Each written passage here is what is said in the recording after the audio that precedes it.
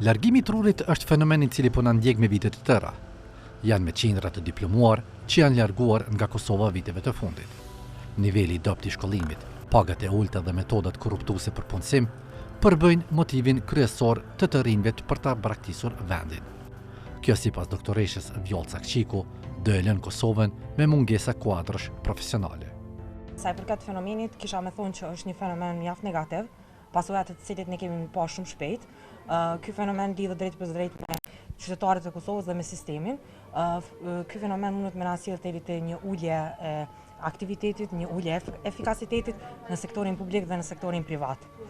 Me këtë që dua të them është se shumica e të rinjve, thënë më mirë edhe të moshës së mesme, janë të përgatitur në mënyrë morale për ta lënë vendin, domethënë për të shkuar në një vend tjetër dhe për ta filluar një risocializim dhe një ripunësim të ri. Kjo mundet me na shkaktuar neve një regresion ekonomik, gjithashtu edhe një regresion social. Faktorët të cilët ndikojnë në këtë situatë mundën me qenë mos implementimi i meritokracisë, domethënë nuk jepen meritat aty ku duhen, jepen aty ku nuk duhen. Mundet me qenë mos vlerësimi në mënyrë emocionale, mos vlerësimi në mënyrë në vendin e punës, mos vlerësimi monetar ose në formë të parave. Specialistët në këtë rast në profesionin tim nuk vlerësohen aq sa duhet për punën që e bëjnë. Dhe thënë më shkurt mundemi me cek edhe politikën ose më saktë mos funksionalizimin e shtetit. Ajo thotë se njeh personalisht personat që janë larguar dhe që mendojnë largimin, ndërsa edhe diplomat profesionale njihen nga shumë vende të Evropës. Kam disa kolegë, janë edhe disa specialista të cilët kanë qenë edhe asistentat tonë. Përveç pjesës morale, është edhe pjesa financiare, ke një jetë më të mirë, ke kushte më të mira, ka kushte më të mira të punës dhe mbi të gjitha vlerësohet puna. Është shumë e rëndësishme në këtë rast në profesionin tim për një mjek që të vlerësohet ajo që ti e bën. Nëse ti e bën një të mirë pacientit, nëse ti sillesh mirë pacientin, ai pacient më e vlerësu. Ndërsa në vendin tonë këto gjëra kohëve të fundit kanë ndryshuar. Zakonisht vlera e mjekut ka qenë shumë vlerë e madhe, kohëve të fundit ka ndryshuar shumë. Por përveç kësaj, nëse ti shkon në një vend dhe bën një specializim të caktuar, mundesh me anë të atij specializimi me u ekuilibru profesionalisht, me u bë më i mirë dhe me u rikthy përsëri në vendin tënd dhe me dhënë kontributin. Nuk jam kompetente për të folur për këtë gjë, por me sa e di, njihem, duhet të kryhet një kurs gjuhë fillimisht në Kosovë, pastaj atje duhet edhe një kurs tjetër, në një test tjetër dhe nëse e kalon testin, atëherë mundesh me punu si një mjek i përgjithshëm, më pastaj edhe si një specialist nëse arrin të marrësh specializim.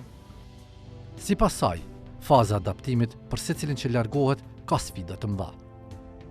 Ka sfida, fillimisht është shumë e vështirë për shkak të risocializimit. Ne jemi mësuar këtu me gjëra tjera, atje ka gjëra tjera, ka persona të cilët kanë mendësi të ndryshme, kanë një shtet i cili është i përkat perëndimit, ne deri vonë kemi qenë në pushtues dhe kemi qenë shumë të kufizuar, por me që kemi të bëjmë me persona të cilët janë të kualifikuar, atëherë risocializimi është shumë më i lehtë sesa në kohrat e mëhershme dhe në gjëratat e mëhershme kur shqiptarët kanë shkuar në Evropë për të punuar në punë krejt të tjera dhe asnjëherë nuk janë pranuar në profesionin e tyre. Shpeshherë diplomat e tyre kanë mbetur në plohën dhe ata kanë punuar krejtësisht një punë tjetër. Tani është gjithçka më e lehtë. Edhe doktoresha Vjollca e ka menduar largimin për një vend në Evropë, fillimisht për specializim, por edhe për mundësi më të mira. Patjetër që po, e ka menduar si mundësi, që të shkoj dhe të bëj një shkollim të mëtutjashëm, të bëj një specializim. Nuk do të thotë vetëm një vend i caktuar që ka mendu disa vende, unë gjuhën angleze e di, jam duke mësuar edhe gjuhën gjermane, do të kisha mësuar edhe një gjuhë tjetër po të kisha kohë, por gjithmonë me mendje që një ditë të kthehem përsëri në vendin tim dhe të jap kontributin në lamin të cilën do ta zgjedh.